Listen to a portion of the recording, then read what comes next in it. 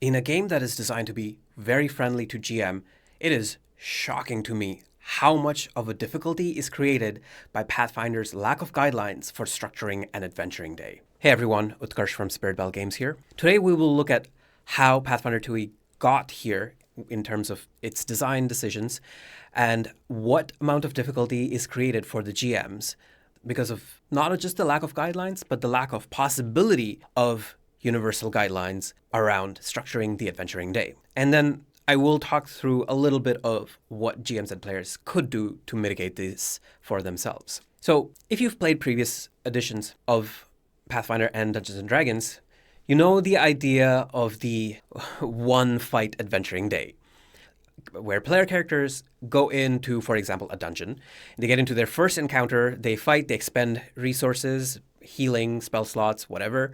And then when that's done, they leave the dungeon and then they sleep it off so that all of their resources refresh. This is a core issue in many games. And in a lot of those games, the suggested way to mitigate it is to introduce narrative timers, some kind of a deadline that isn't mechanical, but will affect the story. And that can force players to at least try and string together multiple fights before they stop to take an overnight rest that would refresh all of their resources. So this is what I guess happened with Paizo between the first edition and second edition, is that the designers looked at this style of play and they said that, well, if the external narrative pressure is going to be defining how much combat can be strung together or needs to be strung together, then perhaps we can do away with the idea of needing to sleep to get back to full health, to be able to fight again. And that may be why they structured the medicine skill tree and treat wounds in such a way that you can get back up to full health without necessarily taking an overnight rest. In fact, overnight rest does not even heal you to full, but that's a different aspect, a simulationist aspect that I like, especially when it comes to monsters, but we don't have to discuss that here. And so in Pathfinder 2nd Edition, we have sort of two different tiers of combat that is strung together. Any fights that are strung together within a span of 10 minutes of each other can ensure that player characters don't have a chance to heal up or to regain their healing resources in between fights. They could still use some resources to heal up in between fights, but they cannot regain their focus point, their healing impulse cooldowns, or their treat wound continual recovery cooldown in between those 10 minutes. So that is one category. And then the second category is everything else, seemingly. Or is it? What about when you have 1 hour in between two fights?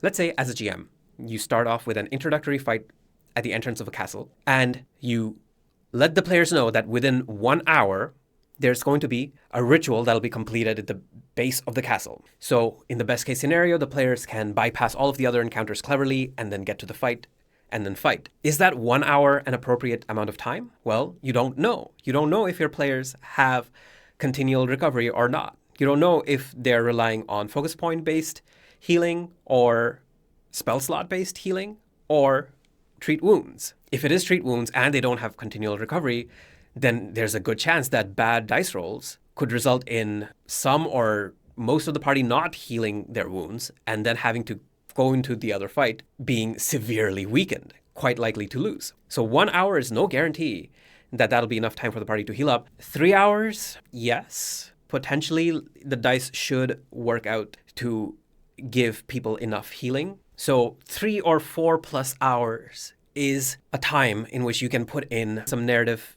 tension to allow players to go back in, expected to be at full health, and then still be able to fight. What about spell slots? Well, because of the way that spell slots punch above their weight, but not so far above that they can be fully combat deciding, at least not until Wall of Stone comes into play later on. I do find that having or not having spell slots isn't as much of a limiter as being at full health versus being at 50% health, for example. So at low levels, actually at most levels, casters can still compensate for the lack of spell slots with cantrips, focus spells, and weapon strikes. Spell slots don't make as much of a difference, except, in my opinion, with Divine Font. But hey, we'll get to that in a bit. So we have this uncertainty about whether players can approach a combat. On the one hand, it seems like Pathfinder 2nd Edition says that, okay, if there are going to be narrative constraints that are going to make people go into strings of fight, then why not just lean into that and not have things be limited by mechanics? But also, it has legitimate mechanical limitations. Not just limitations, but uncertainty. Past that 10-minute point, how healed up your party is going to be at the 20-minute mark, at the 1-hour mark, at the 3-hour mark, really depends on your party's healing capabilities. And this poses quite a bit of challenge to GMs who are making their own adventures and adventure writers. Because if you introduce narrative deadlines, then some parties are going to be able to deal with it better than others. And those parties that are not able to deal with it well are going to have a bad time. Now, GMs running home games for fixed parties have the advantage of knowing the abilities that their player characters have, so they can design around it. But I'm also not a fan of designing around player abilities.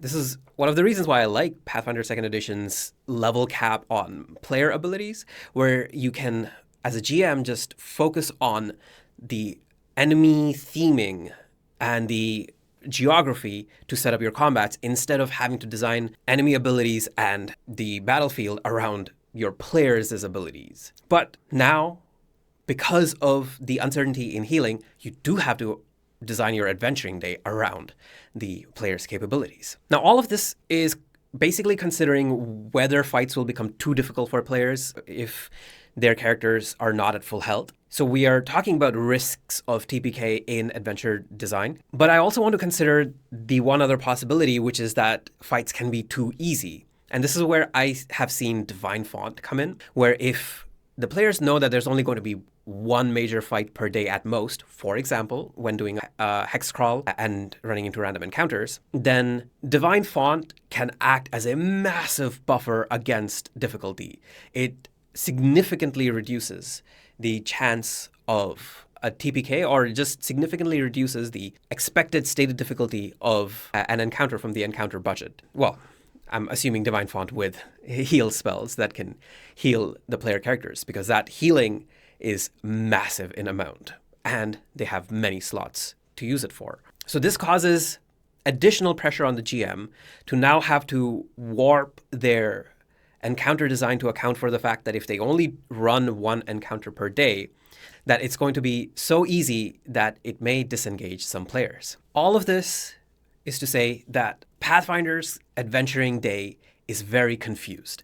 In fact, there just aren't any guidelines in the books, not even in GM Core, about how many encounters you can expect the players to be able to deal with in a given day. So what can you do as the GM? Take a look at your party's makeup if you even can. There are GMs who are running for Pathfinder Society who just don't have this option available to them.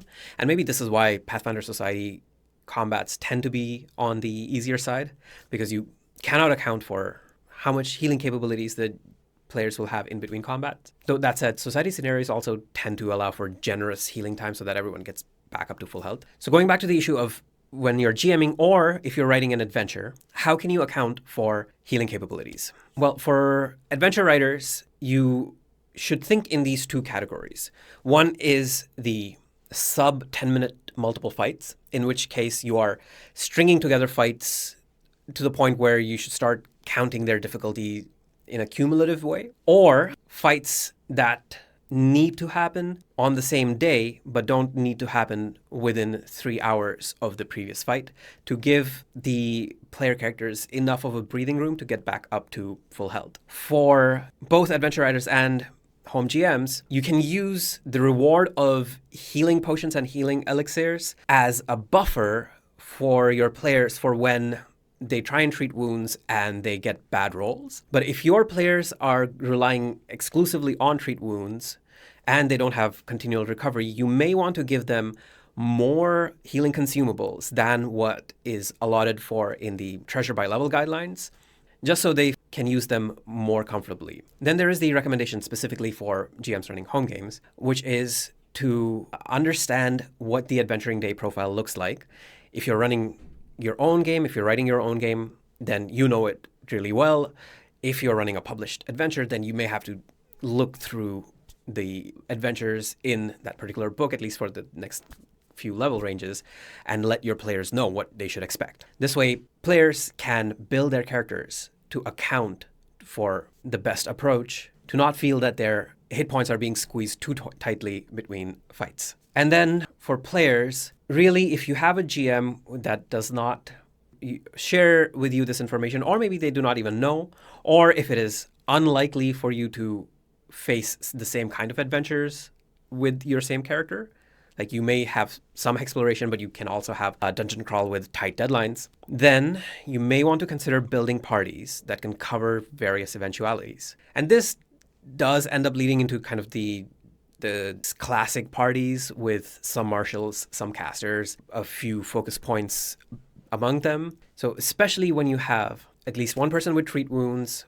one 10-minute healing, like the Garden of Healing focus spell, or healing impulse from Kineticist, or the Champion's Lay on Hands, and potentially someone with spell slots that do the heal spell, then you can comfortably account for many of the different scenarios you might face, but that person with the heal spells will struggle on a longer adventuring day, whereas the people who have 10-minute based healing will struggle on days when you have just one very difficult single fight.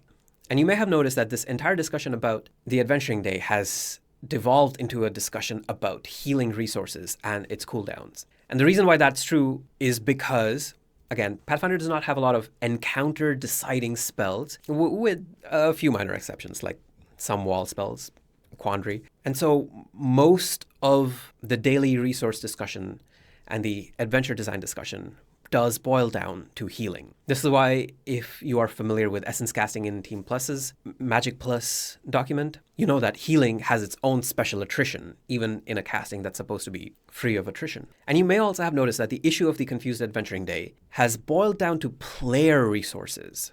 It's not anything on the enemy encounter design.